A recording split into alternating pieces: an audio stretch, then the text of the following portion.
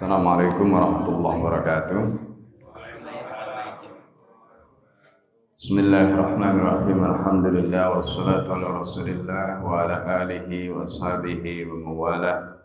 La hawla wa la quwwata illa billah. Rabbi shrah li sadri wa yassir li amri wa hlul 'uqdatam min lisani yafqahu qawli. Allahumma inni a'udzubika an a'dilla wa adalla zilla zilla wa adlima wa adlama wa azala yazala alaiya. Bapak Ibu dan saudara sekalian yang dimuliakan Allah, alhamdulillah pada hari Sabtu di bulan Muharram ini kita kembali bisa mengadakan kajian tentang fikih perbandingan mazhab, dan seperti biasa kita akan bacakan apa yang ditulis oleh Ibn Rushd di dalam kitabnya Bidayatul Mujtahid wa Nihayatul Muqtasid, di mana di dalam kitab ini perdebatan di kalangan para madhab dikemukakan dengan begitu luar biasa sehingga kita tahu bukan hanya perdebatannya tetapi juga apa yang menjadi penyebab mereka berselisih, kemudian bagaimana pendapat yang semestinya. Karena itu sebelum kita mulai, mari kita bacakan surat Al-Fatihah untuk mu'alif kitab ini dan juga untuk guru-guru kita semua dan kita semua yang hadir di majelis ini. Semoga kita mendapatkan keberkahan ilmu dan ilmu kita menjadi ilmu yang bermanfaat di dunia dan di akhirat. Ala hadin niyah wa likulli niyatin salihah. Al-Fatihah. Alhamdulillah syaitan rajim. Bismillahirrahmanirrahim. Ya kana ya nasta'in.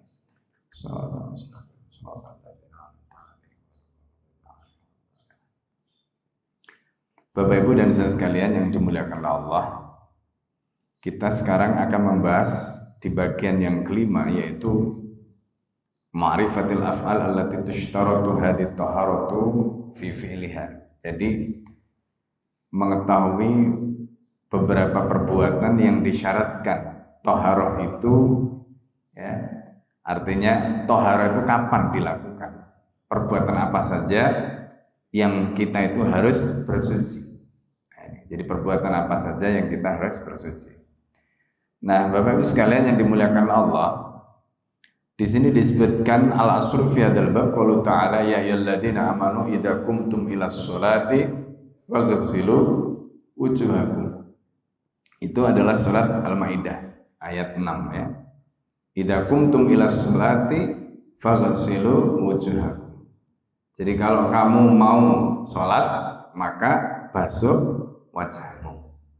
Nah, ayat ini itu kalau kita baca menjelaskan tentang rukun wudu. Ya, pertama, idza qumtum ilas sholati faghsilu wujuhakum, yang dibasuh adalah wajah.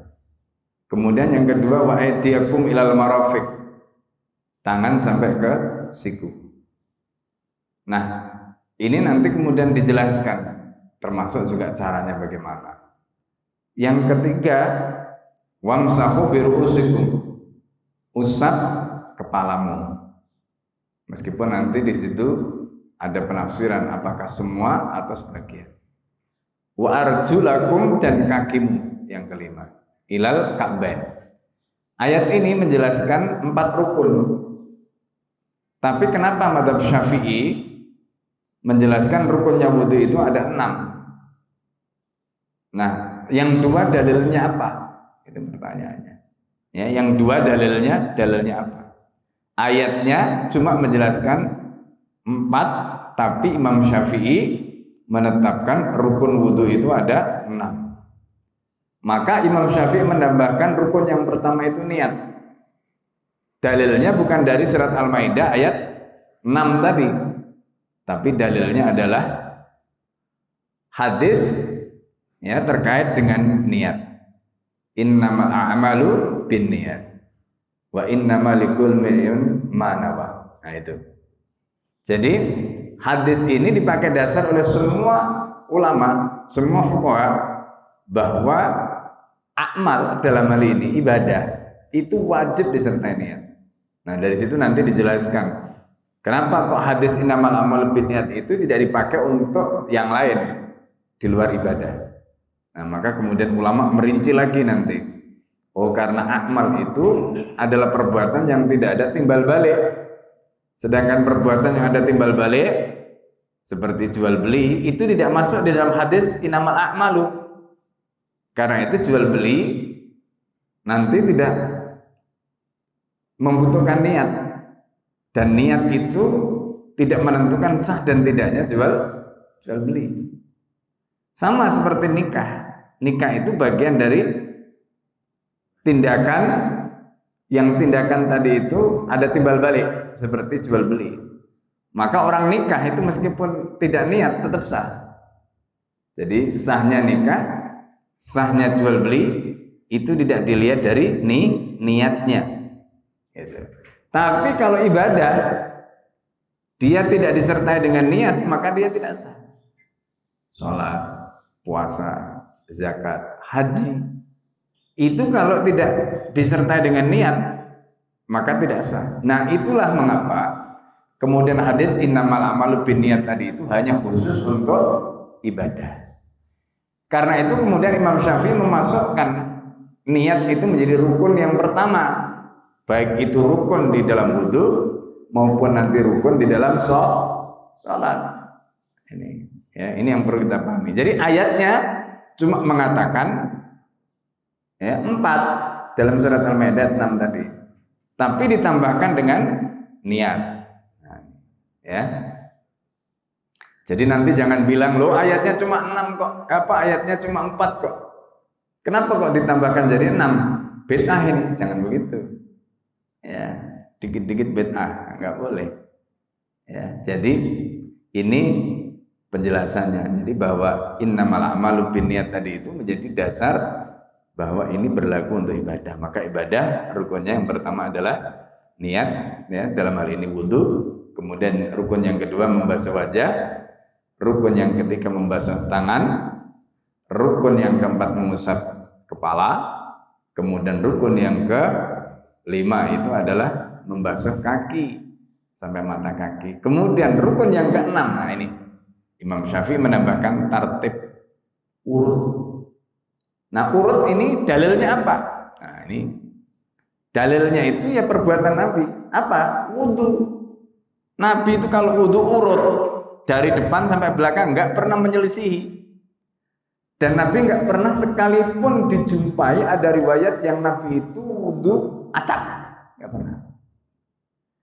Loh, kalau perbuatan itu dilakukan oleh Nabi secara konsisten terus begitu, itu menjadi dalil bahwa perbuatan itu hukumnya wajib. Itu cara nalarnya fuqaha itu begitu. Makanya kemudian Imam Syafi'i memasukkan rukun yang keenam itu adalah urut tartib. Gitu.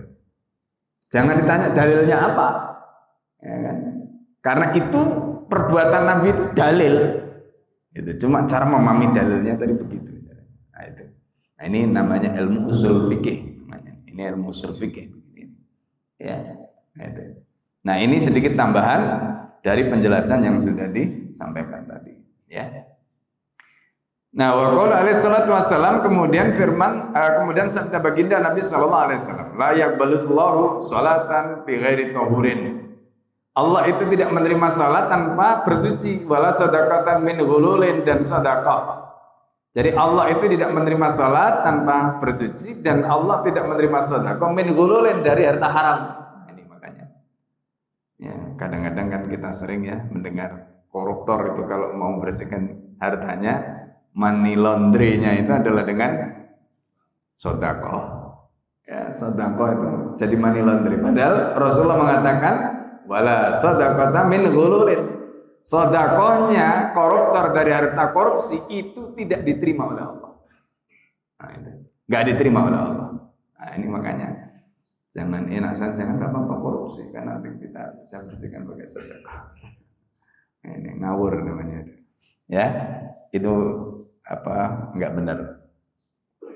Maka fattafaqal muslimun, maka orang Islam sepakat ala anna taharata syartun min syurutis shalah. Jadi bersuci itu salah satu syarat dari salat. Ya, limakani hada dengan jadi karena ini tadi. Jadi karena alasan baik yang pertama surat Al-Maidah ayat 6 maupun hadis Rasulullah tadi. Karena itu bersuci dalam hal ini adalah wudu. Itu syarat bagi salat. Wa in kana ikhtalafu, meskipun para ulama berbeda. Hal hiya syartun min syurutis shihah. Apakah taharah itu merupakan syarat sah atau min syurutil wujub atau syarat wajib? Ada ikhtilaf. Syarat sahnya ataukah syarat wajibnya? Nah ini. Nah, walam yakhtalifu anna dzalika syartun fi jam'is shalawat. Mereka tidak berselisih. Ya, mereka tidak berselisih. Semua sholat itu mereka wajib untuk berwudu. Semua sholat mereka wajib berwudu. Ya, tidak ada perbedaan pendapat. Illa fi shalatil janazah, kecuali sholat jenazah. Kenapa mereka berselisih sholat jenazah? Itu tidak harus dalam keadaan suci, karena nanti perselisihannya apakah sholat jenazah dihukumi sholat ataukah tidak. Wa fis sujud at-tilawah, dan di dalam sujud tilawah. Apakah sujud tilawah itu dihukumi sholat yang harus bersuci ataukah tidak? Nah ini juga fa inna fi khilafan syadan, di sini ada perbedaan yang syad ya, yang aneh, yang unik.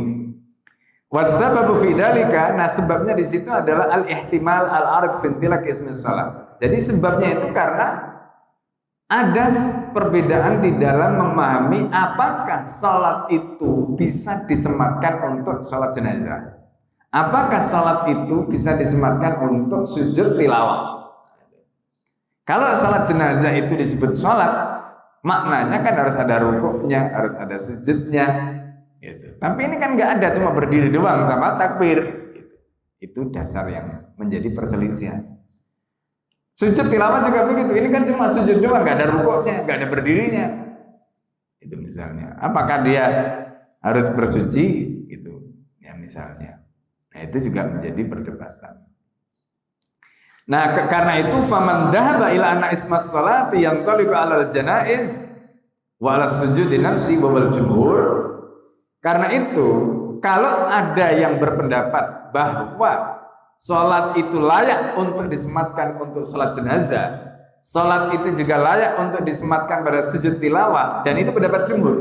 Artinya jumhur ulama itu mengatakan itu masuk dalam kategori sholat. Karena itu mereka kemudian mengatakan apa? Ishtarat hadits taharah fima. Karena itu mereka mensyaratkan kalau begitu sholat jenazah harus suci.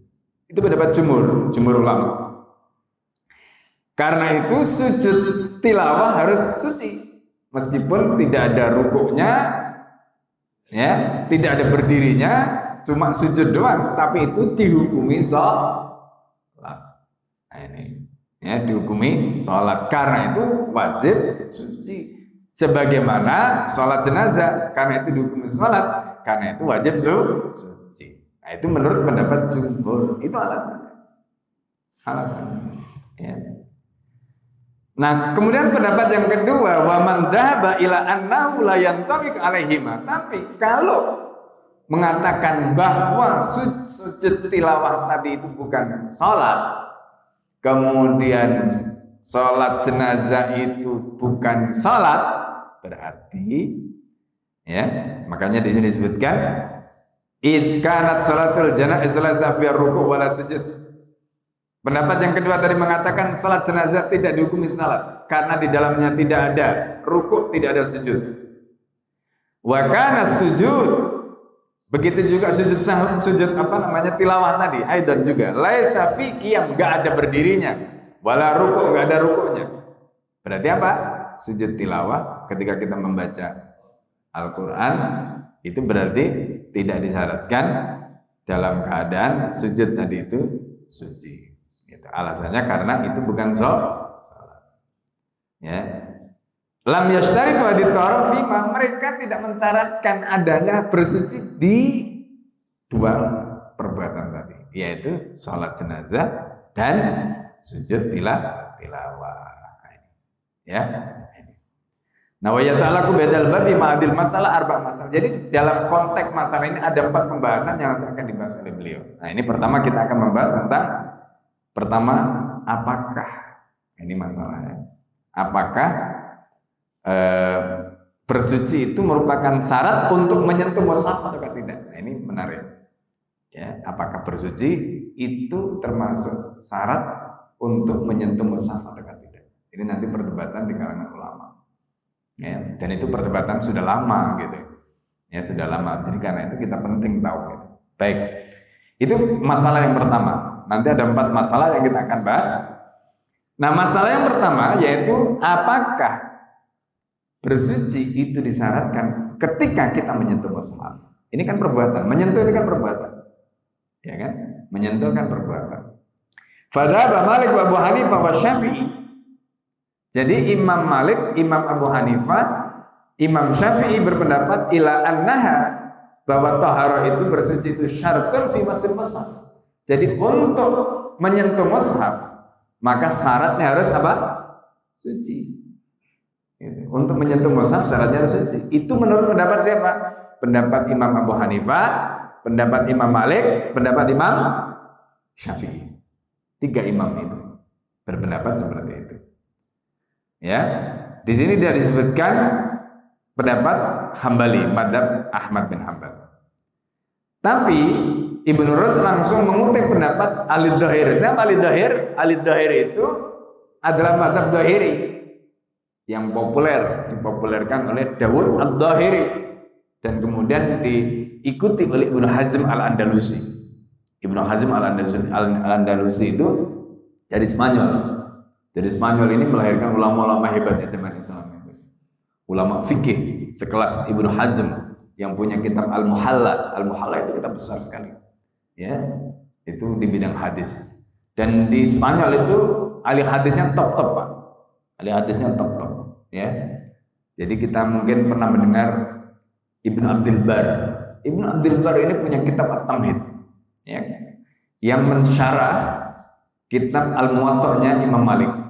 Jadi memang Spanyol ya, itu lebih dominan madzhab Malik. Kenapa di Spanyol itu lebih dominan madzhab Malik? Karena Islam datang ke Spanyol itu dibawa dari Maroko. Maroko itu madzhabnya Malik. Itu Maroko itu madzhab Malik. Ya. Nah ini. Nah, jadi karena itu Ibnu Abdul Bar ini ahli hadisnya dari Spanyol itu sampai melakukan riset. Kan kitab Muwatta ini kan kitab terawal bisa dikatakan yang dikumpulkan sebelum Bukhari ya, sebelum Bukhari Muslim menulis kitab Sahih Bukhari dan Muslim itu kitab terawal itu yang Muwatta. Itu. Ya, yang mengumpulkan hadis itu Muwatta. Ya. Nah, cuma kitab Muwatta ini itu dikritik karena ada kelemahan. Setelah ya Imam Bukhari, Imam Muslim itu menulis kitab Sahihnya. Nah, itu loh. Tapi kan lebih dulu Imam Malik yang menulis itu. Apa kritikannya? Banyak hadis yang disebut hadisnya itu munqati, terputus. Di mana munqatinya? Karena di situ ada banyak hadis mursal. Hadis mursal itu adalah hadis itu yang jadi misalnya gini dari sahabat ya. Jadi sahabatnya itu enggak disebutkan tapi langsung melompat tabiin ke Rasulullah misalnya. Itu namanya mursal gitu. Ada sahabat yang dilewati di situ. Nah, Bapak Ibu sekalian yang dimuliakan Allah, Ibnu Abdul Bar, ulama ahli hadis dari Spanyol ini berhasil membuktikan setelah penelitian selama 30 tahun terhadap kitab Muwatta itu berhasil membuktikan ternyata hadis-hadis yang dikumpulkan Imam Malik dalam kitab Muwatta itu nggak ada yang munqati, nggak ada yang terputus. Jadi berhasil beliau selidiki selama 30 tahun, gitu loh. Ya, nah ini. Itu hebatnya Ibnu Abdul Bar. Di Spanyol itu kita menemukan juga ahli tafsir yang hebat-hebat. Al-Qurtubi itu dari Spanyol, ya, tafsirnya Al-Jami' Ahkamil Quran. Ya, belum lagi nanti kita menemukan seperti Al-Bakhrul Muhit. Oh, Masya Allah, tafsirnya luar biasa. Ya. Nah, itu contoh betapa hebatnya Islam ya, ketika datang ke Spanyol mengubah bangsa Spanyol yang dulunya bukan bangsa Arab itu menjadi hebat, menjadi pusat peradaban di sana. Ya, itu terinspirasi dari Damaskus. Ya, terinspirasi dari Damaskus, dan itu dimulai sejak siapa? Sejak kalau kita lihat itu ketika ya apa namanya Abdurrahman Ad-Dakhil. Abdurrahman Ad-Dakhil ini keturunan dari Bani Umayyah yang lari ke Spanyol, ya, membangun dinasti di sana. Kemudian kalau kita lihat bagaimana Islam masuk di Spanyol tadi dari Maroko, dan Ibn Rus ini termasuk ulama Spanyol, ulama Spanyol. Jadi luar biasa ya ulama-ulama Spanyol ya, zaman dulu. Ya, sekarang Spanyol ya tinggal El Clasico saja. Ya kan, tapi paling tidak masih ada ketularan Arabnya dikit-dikit ya. Ya kan. Ya, makanya namanya ada LL-nya itu kan dari al namanya bahasa Arab. Baik. Nah, ini sedikit tabat. Jadi, siapa ulama ahli dhahir tadi? Yaitu Abu Daud ya.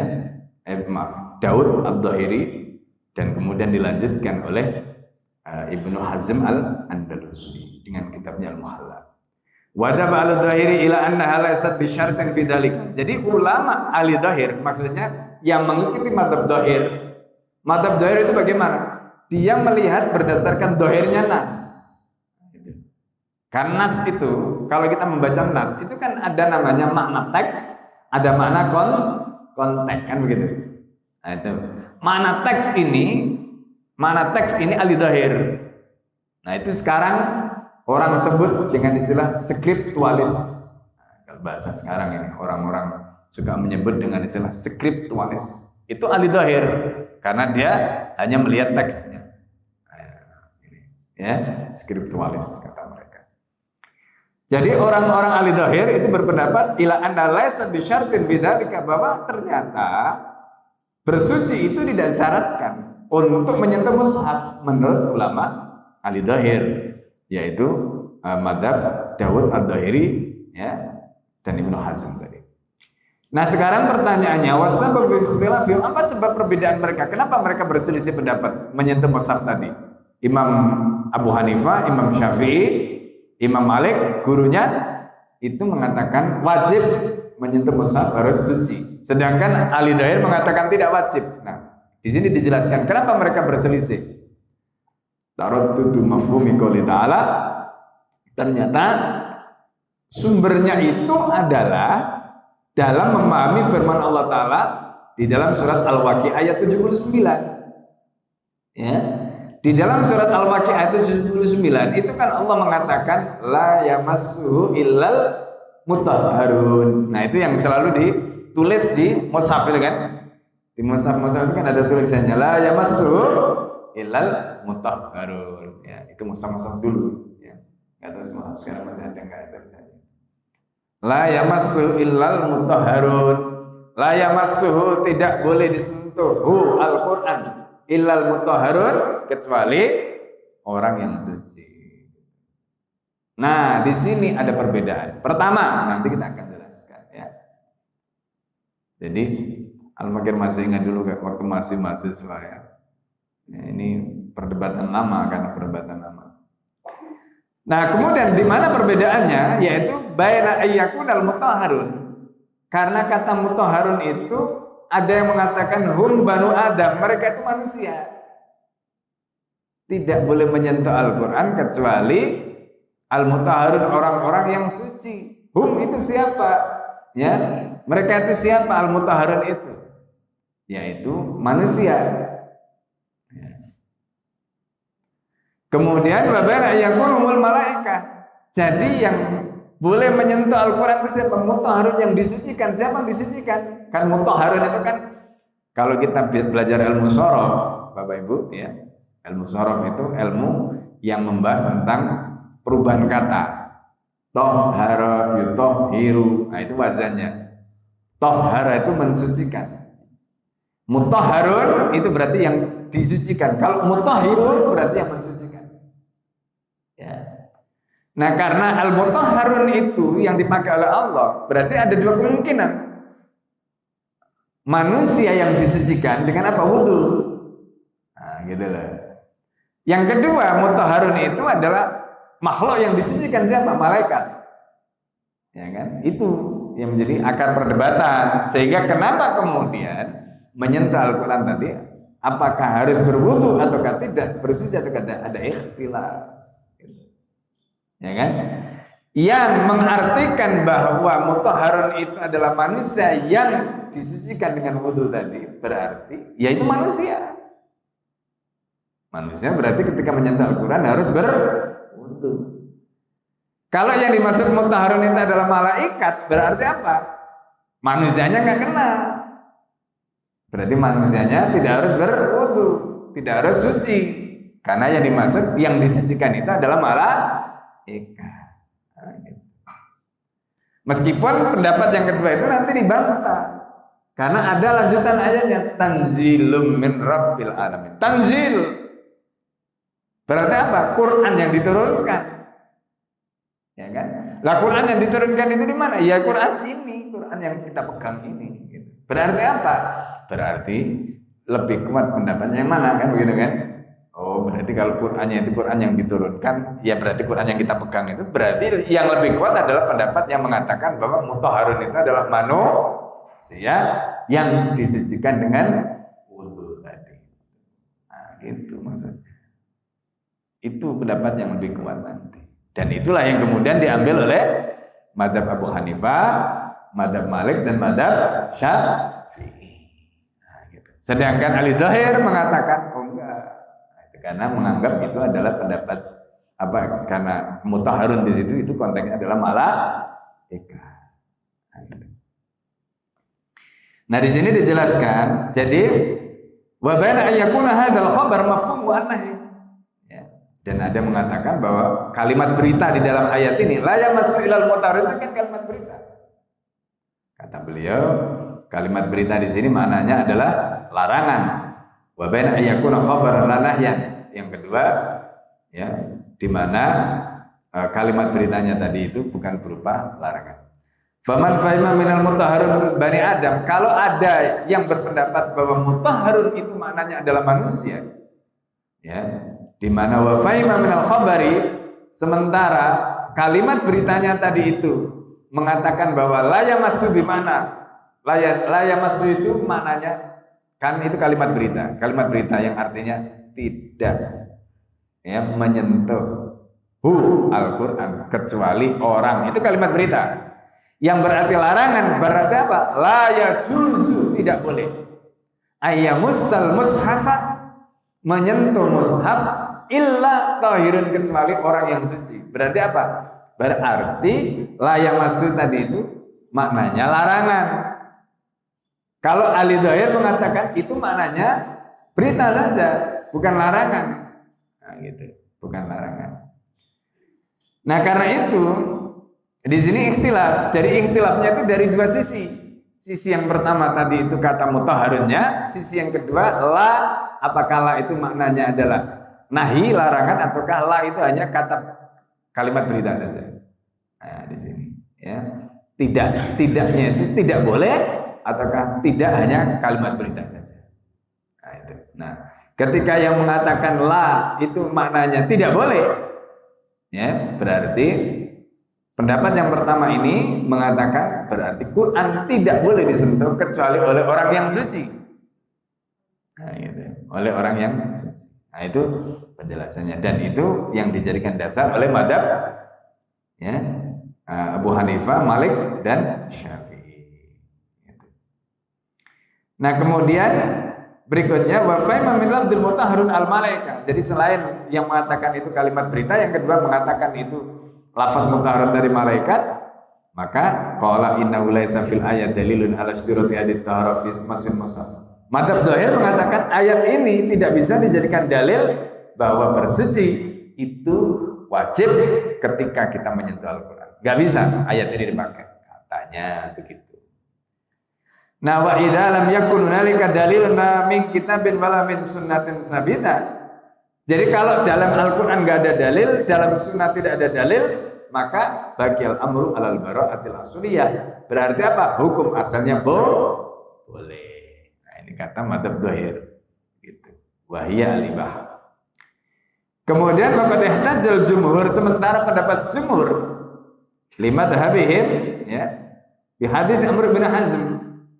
Ya, hadis Amr bin Hazm ini yang dipakai jaringan patokan. Anna Nabi, di situ disebutkan anna Nabi alaihi salatu wasallam kataba. Karena Nabi itu pernah menulis surat. La yamassul Qur'ana illa tahir. Quran tidak boleh disentuh kecuali oleh orang yang suci. Itu hadis Nabi. Hadis itu diriwayatkan oleh Imam Malik dalam kitabnya Al-Muwatta, Abdul Razak di dalam kitabnya Al-Musannaf, Daruqutni ya dalam sunannya, kemudian Al-Bahaqi dalam sunannya. Ya begitu juga Ibnu Hibban, Al-Hakim ya dan seterusnya. Hadis ini sahih. Hadis dari Amr bin Hazm. Kemudian wa hadis Amr bin Hazm ikhtalafa an-nas fi wujubil amal biha. Mengenai hadis Amr bin Hazm ini juga ada ikhtilaf. Apakah hadisnya Amr bin Hazm ini sahih atau tidak? Itu ada ikhtilaf itu saja. Ya. Nah, ini gambarannya ya. Nah, di sini kemudian wa ra'aitu Ibnul Mufawwaz ya. Jadi apa namanya? Ibnu Rus mengatakan saya melihat Ibnu Mufawwaz yusahihuha, mensahihkan hadis ini idza rawatha as-siqatu, apabila diriwayatkan oleh orang-orang yang siqah. Li'anna kitabun Nabi alaihi salatu wassalam, karena hadis tadi isinya adalah surat Nabi. Maka dalika hadis Amr bin Syu'aib, dari ayahnya dari kakeknya. Jadi begitu juga hadis Amr bin Syu'aib dari ayahnya dari kakeknya. Wa al-dhahir yaruddunahuma, sementara al-dhahir itu menolak hadis-hadis baik hadis Amr bin Hazm tadi maupun hadis Amr bin Syu'aib tadi. Nah, itu ditolak semua. Warakhas Malik lis-sibyan, sementara Imam Malik itu memberikan rukhsah. Rukhsah untuk siapa? Anak kecil.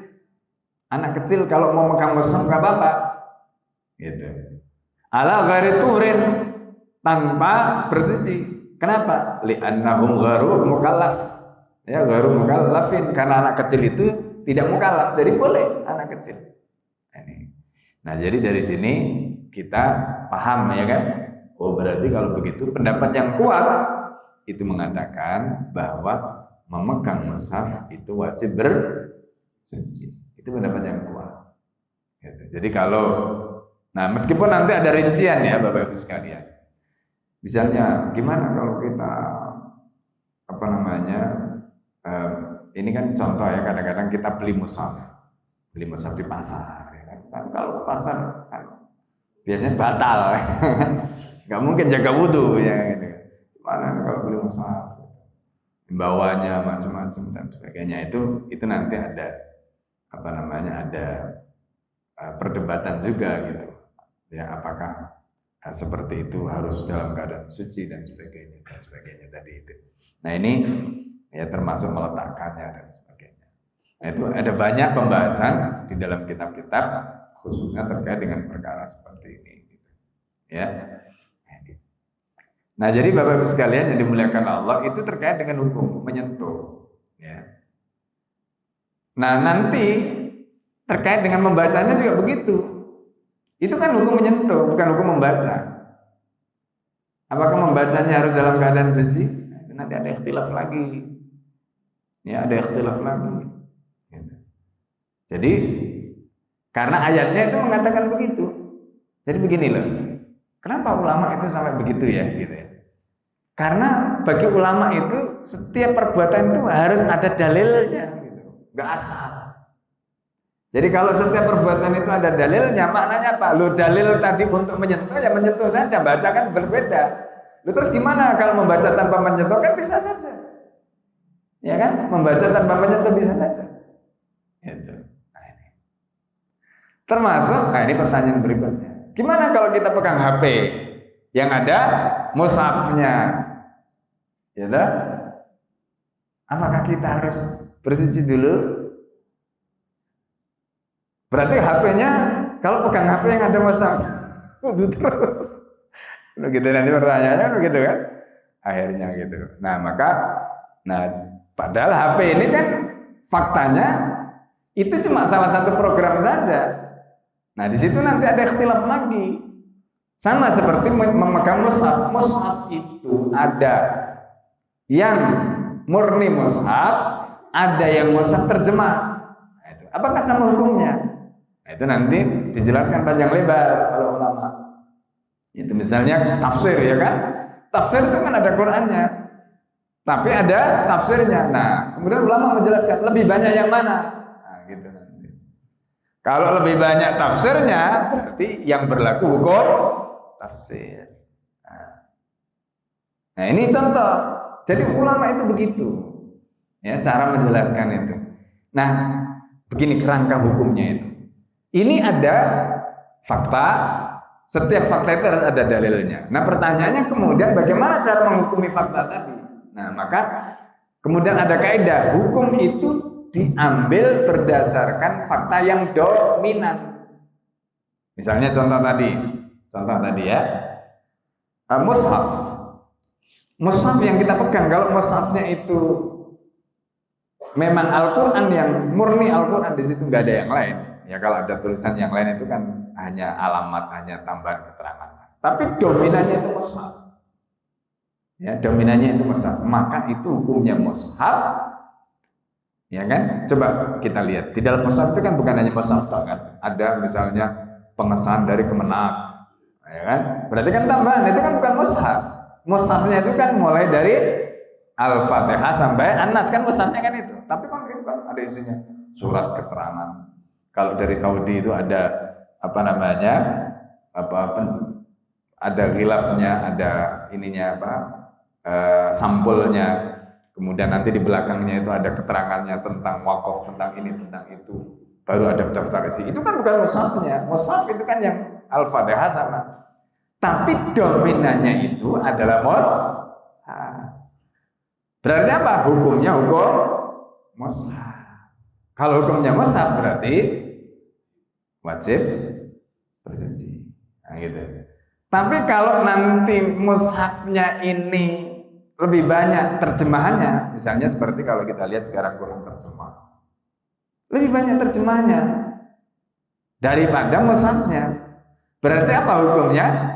Dihukumi yang ghalib tadi, yang dominan tadi. Kalau yang dominan itu adalah terjemahannya, berarti dihukumi bukan mushaf, tapi yang dihukuminya adalah terjemahannya. Jadi pendapat seperti ini kalau kita baca ya di dalam nanti tafsir Jalalain maupun yang lain akan kita temukan. Itu perdebatan di kalangan ulama. Jadi cara menjelaskan hukum melihat fakta tadi itu dengan melihat mana yang ghalib, mana yang dominan. Gitu. Nah, logika seperti ini itu nanti juga kita pakai. Ya, termasuk misalnya ketika ada orang ini punya dua kelamin gitu. Ya kan, ini dihukumi laki atau perempuan. Itu ulama itu simpel saja cara menyimpulkan. Ini yang air kencingnya keluar lewat mana, gitu aja. Ya kan, kalau lewat kemaluan yang laki-laki berarti dia laki, kalau lewat kemaluan perempuan berarti dia perempuan. Nah, begitu caranya. Ya, caranya begitu. Nah, ini contoh cara bagaimana fuqaha itu menjelaskan hukum. Diambil dari mana? Diambil dari fakta yang ghalib tadi, itu yang dominan tadi. Itu caranya. Ya, ini supaya kita paham. Nah, karena itu kalau kita bicara misalnya tentang handphone tadi yang ada mushafnya, berarti kita sudah bisa menghukumi kan? Kapan dihukumi mushaf, kapan dihukumi handphone. Secara umum kalau kita pegang handphone yang ada mushafnya ya handphone, karena dominannya adalah handphone. Baru kalau kita mau buka mushafnya, yang di situ ada mushafnya, baru kita berwudu. Nah, itu loh. Sehingga tidak berarti karena di sini ada mushafnya, lalu kemudian kita misalnya buka handphone tadi itu, kemudian tiba-tiba pokoknya harus berwudu karena dia mushaf, enggak begitu. Nah, dihukumi mushaf tadi ketika betul-betul di situ kita pakai untuk ngaji. Dihukumi handphone ya memang faktanya handphone. Nah, begitu. Itu untuk menjelaskan bagaimana kedudukan mushaf. Nah, inilah ya gambarannya ya Bapak-Ibu sekalian yang dimuliakan Allah tentang bagaimana cara kita mendudukkan perbedaan para fuqaha tadi itu ketika mereka memahami hukum-hukum seperti ini gitu. Ya.